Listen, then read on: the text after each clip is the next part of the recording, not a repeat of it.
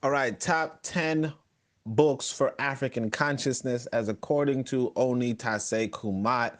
We're going to start this off. It's going to be more than 10 books because these are actually the 13 books that every Oncobia should study.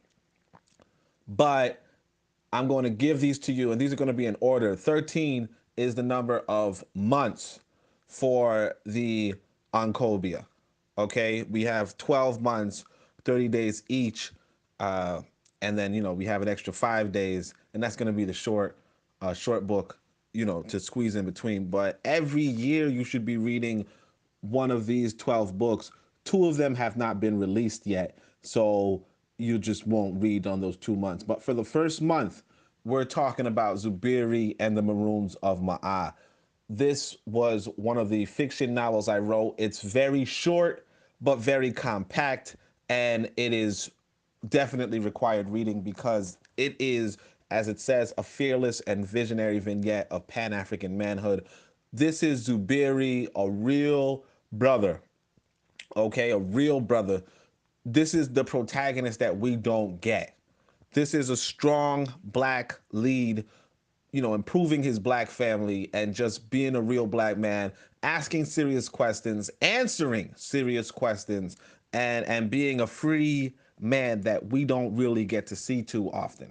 All right. The next book for the second month would, of course, be the Pro Black Compendium. Definitely, you want to read this book. It is a great introduction to black consciousness. When I say the word Oncobia, you might not know what I mean. When I say the word Ascati, you might not know what I mean. But here's the book that gives you the powerful essays, the powerful poems, the powerful uh, uh, uh, wisdom of our ancestors, and it's just an invaluable resource book that you definitely should read. So now we're gonna get into the territory of books that say I didn't write, right? And then, of course, this one right here is Wonderful Ethiopians of the Ancient Kushite Empire. I could send you the link to this book if you need it, but anybody could look this up, to be honest. And this book by Drusilla Dungy Houston is one of the books for you to consume. This is one of the top three books, our story books for African people. Okay, one of the top three, and it just gives you really, really profound insight on what we were when we had high culture. Okay, when we were at our top, at our the African golden age. That's the phrase. When we were at the African golden age, what did we look like? She really does this, explains it perfectly for this book. So the next book, of course, would be another one of the top three Our Story books. And by the way, the top three are, of course, and this is no particular order: Drusilla Dungy Houston, this next book, The Destruction of Black Civilization, and of course, Robin Walker's When We Ruled. The only thing is, Robin Walker's When We Ruled is really big, so you want to read that at least once in your lifetime. You probably can't read that every year, all right? But Destruction of Black Civilization, try to read it every year, okay? And that is, of course, the fourth month. So, you know, now we don't go by the same Wazungu months, so you'd want to look into uh, into the Book of Power to see when the months are broken down and so forth.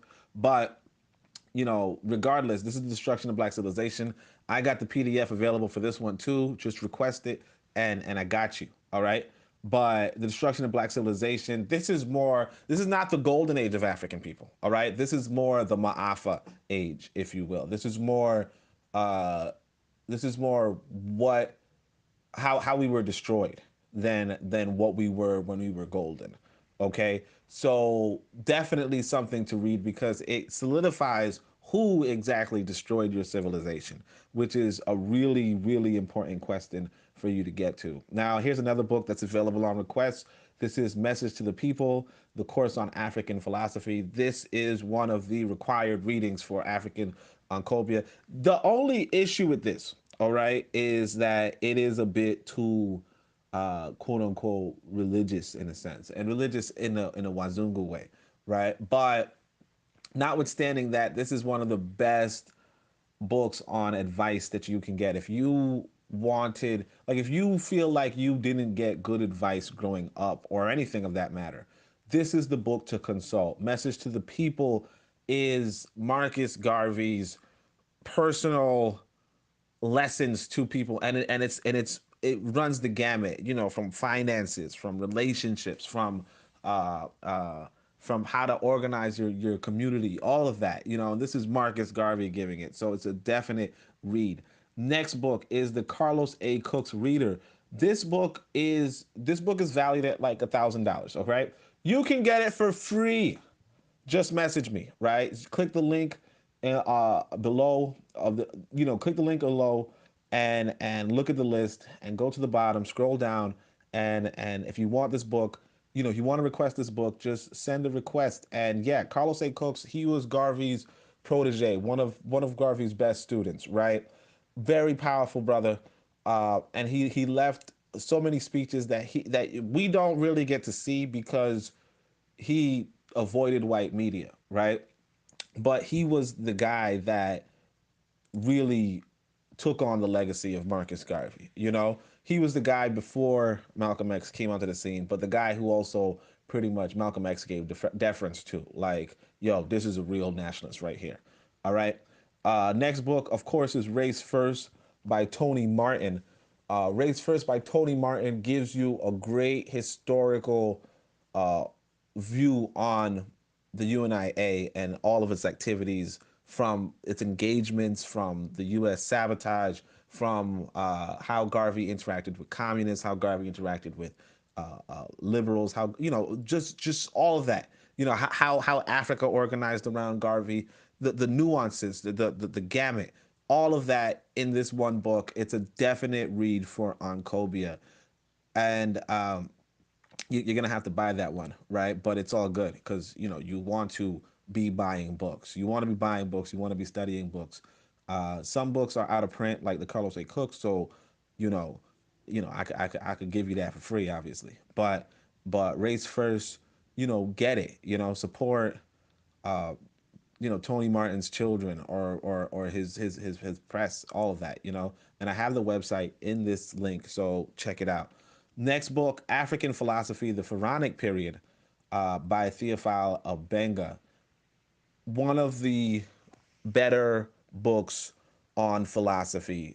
Definitely read this one every year. It will, I get a problem with a lot of the books that we had is that they do have that kind of Western tinge. So you're gonna see a lot of Plato, you're gonna see a lot of Socrates and all that, whatever, right? But at the same time, he's comparing ancient African philosophy to contemporary African philosophy. And this is invaluable because a lot of us don't even get exposed to contemporary African philosophy, let alone ancient African philosophy. So this is just a beautiful synchronization. And if you don't know who Theophile Obenga is, he is Cheikh Job's uh, uh, protege, but he's not into that miscegenation and stuff. You know what I'm saying? So it's just a worthwhile and valuable book, and he's a worthwhile and valuable person, right? So next book, of course, I talk about Marcus Garvey so much. Philosophies and Opinions of Marcus Garvey, a definite read every year for Oncobia, right? And Oncobia is just the race lawyers, the big names. Read this book every year. Get yourself a copy. Make sure you get yourself a copy. That's pretty much the gist of it. And the good thing is that, like I said, Majority Press is publishing it. Next book. This book is the best book on the market. You already know. It's the Book of Power. I almost feel like you can skip every other book and read this. In fact, I do feel like you can do that. I still would advise you to read every other book, obviously. But the Book of Power is the most powerful book on the planet. All right. I just named a bunch of great books, and I'm still telling you the Book of Power is the most powerful book on this planet. Some people are not going to like that. You might not like that. I can't do anything about that. I'm telling you FACTS facts. I spent, nearly a year writing this book, and I tell you, I'm in awe of this book.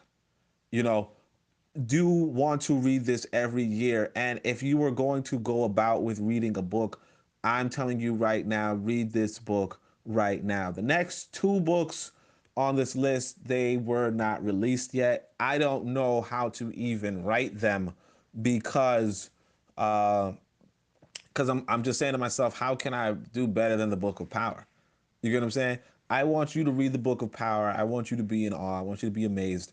I want you to see how amazing it is. But these next two books, they're supposed to be good. They're supposed to be good. I'd even start them because I'm saying to myself, this Book of Power already is the game changer.